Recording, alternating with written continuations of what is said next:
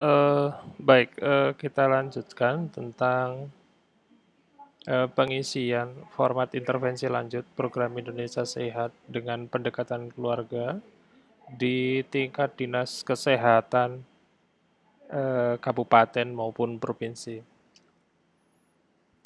Pada kesempatan ini kita akan menjelaskan tentang, bagaimana cara mengisi, format intervensi lanjut pada program Indonesia Sehat dengan pendekatan keluarga di tingkat dinas kesehatan, kabupaten, dan kota.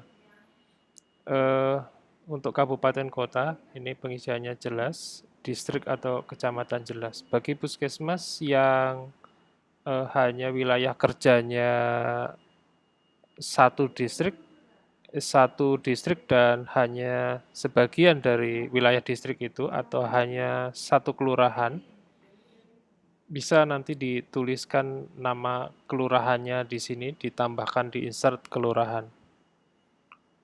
Dan kemudian jumlah puskesmas. Ya, jumlah puskesmas adalah jumlah keseluruhan puskesmas di wilayah kerja Dinas Kesehatan Kabupaten. Bulan, ya bulan ini apa namanya? Sesuai bulan aktif kita melakukan. Kolomnya terdiri dari nomor, terus kemudian nama distrik, nama puskesmas, masalah kesehatan utama, IKS awal, maksud kunjungan kegiatan, waktu kunjungan kegiatan, intervensi, hasil intervensi, dan petugas pembina wilayah. Untuk pengisiannya, nama distrik jelas, nama distrik, terus kemudian nama puskesmas. Ini contohnya puskesmas IMBI di distrik Jayapura Utara. Untuk masalah kesehatan itu didapatkan pada aplikasi Keluarga Sehat. Baik, kita akan menunjukkan bagaimana data ini diperoleh dari aplikasi Keluarga Sehat. Untuk masalah kesehatan utama, itu didapatkan dari analisa data masalah yang didapatkan pada aplikasi Keluarga Sehat. Mari kita lihat pada aplikasi Keluarga Sehat. Pada aplikasi Keluarga Sehat, kita bisa menggunakan akun Dinas Kesehatan maupun akun salah satu puskesmas. Silahkan diklik utilitas, diklik IKS wilayah, nanti tampilannya akan seperti ini. IKS wilayah terdiri dari provinsi se-Indonesia, silahkan kita klik di Papua, diklik di sini. Terus kemudian nanti akan turun ke wilayah kabupaten. Untuk contoh ini kita pilih Kota Jayapura, kita klik Kota Jayapura. Karena sampel untuk kunjungan kita untuk lakukan intervensi lanjut ada di Puskesmas IMBI. Puskesmas IMBI berada di distrik Jayapura Utara. Nah, Puskesmas IMBI di sini hanya memiliki satu wilayah, yaitu Kelurahan IMBI sebagai wilayah kerjanya. Sedangkan di Jayapura Utara ini terdiri dari beberapa kelurahan, ya, terdiri dari beberapa kelurahan. Ada Gurabesi, Bayangkara, dan seterusnya. Tapi yang kita akan intervensi karena wilayah kerja Puskesmas IMBI ada di IMBI, maka kita hanya memerlukan data IMBI. Nah, selanjutnya kita kemudian mendownload di bagian bawah ini, kita download. Hasil download atau unduhannya seperti ini. Ini unduhan kecamatan, tetapi kita tidak memerlukan data kecamatan ini karena kita akan mengintervensi di tingkat puskesmas, maka kita hanya mengambil data IMBI. Ya. Maka kita ke aplikasi lagi, kita klik data di sini, kita download, terus kemudian hasilnya di IMBI. Nah, kita ada beberapa kelurahan di situ yang kita ambil dari tingkat kecamatan, kita cukup ngambil di IMBI sebagai indikator puskesmas. IMBI ini datanya sudah ada dan kita pilih. Kemudian caranya adalah, ini adalah data hasil kunjungan BISPK oleh pelaksana PSPK Puskesmas. Data ini adalah kumulatif dari baik intervensi awal atau kunjungan awal maupun intervensi lanjut yang didapatin dari aplikasi Keluarga Sehat Puskesmas. Nah, terus kemudian untuk targetnya itu sesuai standar nasional kita, di mana untuk KB 65%, terus kemudian untuk semua indikator yang lain kecuali rokok, ini rokok 70%, yang lain 100%. Nah, bagaimana cara menghitung gap atau selisih gapnya? Cara menghitung gapnya adalah nilai target dikurangi dengan capaian saat ini, ya, seperti itu. Kalau di sini nilai indikator capaian, maka kita harus melakukan analisa dari data ini, sehingga data ini kita balik menjadi nilai masalah atau masalah kesehatan. Maka masalah kesehatan pada Kelurahan IMBI ini adalah keluarga pada program KB, kalau capaiannya dia 17,5%, maka kita membacanya masalahnya adalah 47,95% keluarga tidak memiliki program KB. Jadi kita menambahkan kata tidak di sini, sehingga kita menganggap itu suatu masalah dari analisa gap yang telah kita hitung di sini. Untuk ibu hamil yang melakukan persalinan di fasilitas pelayanan kesehatan, di Puskesmas IMBI capaiannya mencapai 97,14%, di mana targetnya tentunya sesuai standar di SPM itu 100%. Maka kita buat analisa gapnya sebanyak 2,86. Caranya adalah sama seperti tadi, target dikurangi dengan capaian. Sama dengan 2,86%. Jadi membaca masalah dari analisa data ini adalah 2,86%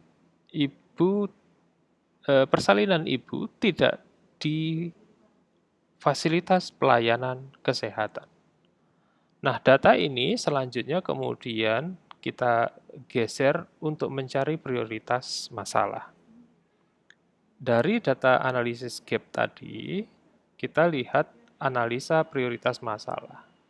Nah, kita urutkan masalah dari yang terbesar sampai dengan yang terkecil dari gap-nya. Untuk melihat besaran masalah, itu kita gunakan seperti ini, ya. Kita tinggal mengurutkan saja.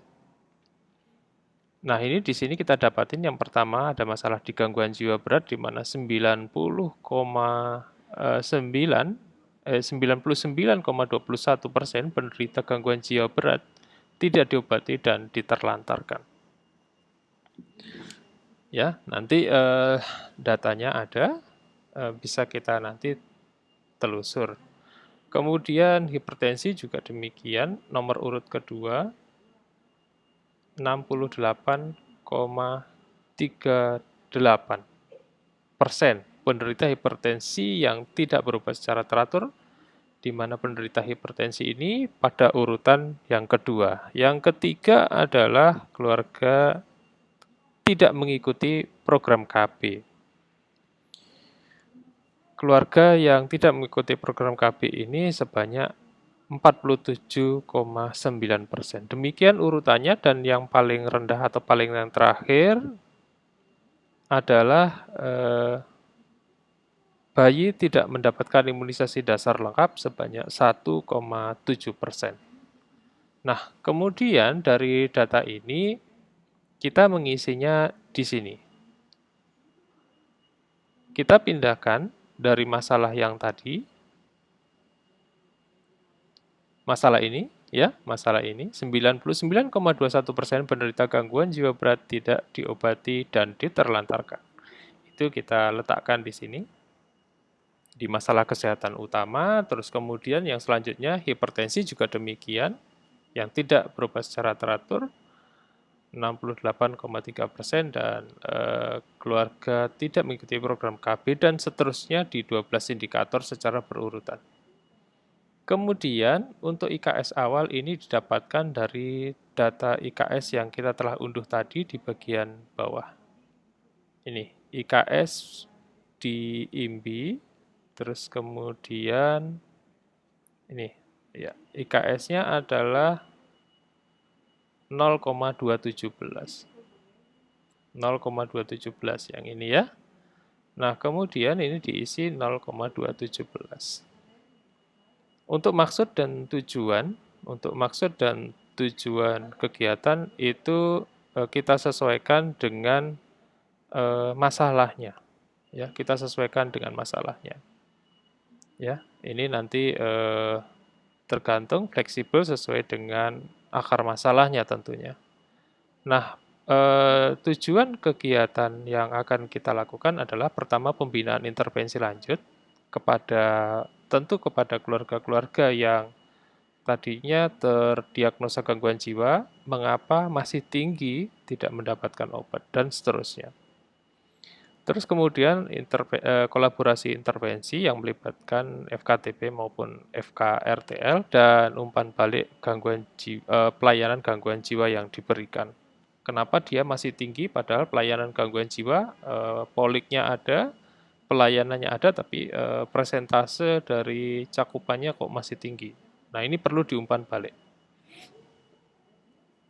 Nah, selanjutnya waktu kunjungan kita sesuaikan tanggalnya yang kita sepakati antara puskesmas dengan dinas. Jangan sampai waktu kita kunjungi puskesmas sedang ada kegiatan atau penanggung jawabnya sedang ada kegiatan lain. Sehingga nanti tujuan kita bersama tidak bisa kita capai karena tenaganya sedang tidak di tempat. Terus kemudian waktu kunjungan untuk intervensi ini berpedoman atau bisa juga Bapak Ibu Dinas menentukan berdasarkan atas akar masalah. Apa sih yang menjadi masalah itu yang diintervensi. Untuk mengintervensi ini ada buku pedoman yang telah dikeluarkan oleh Kementerian Kesehatan untuk intervensi PISPK. Bukunya seperti ini. Ini panduan intervensi terintegrasi. Nah, untuk gangguan jiwa nanti kita tinggal melihat datanya intervensi di tingkat dinas. Silahkan dipilih untuk intervensi di tingkat dinas dengan analisa masalah yang didapat yang telah kita tarik datanya tadi. Apa-apa saja yang bisa dilakukan, itu bisa dilakukan. Nah, kita taruh di sini. Ya, terus kemudian kita tetapkan tanggal intervensi apa yang telah diberikan, ya. Terus kemudian hasil intervensinya nanti kita intervensi, kita sepakati intervensinya hasilnya umpamanya di akhir tahun ya, di Desember. Nanti kita hitung kita lihat di data aplikasi keluarga sehat. Nah, untuk petugasnya adalah dia adalah ketua tim dari pembina wilayah yang penanggung jawab wilayah di wilayah sesuai dengan SKTPCB yang ada di Dinas Kesehatan Kabupaten. Demikian Bapak Ibu, semoga bermanfaat. Sekian dan terima kasih.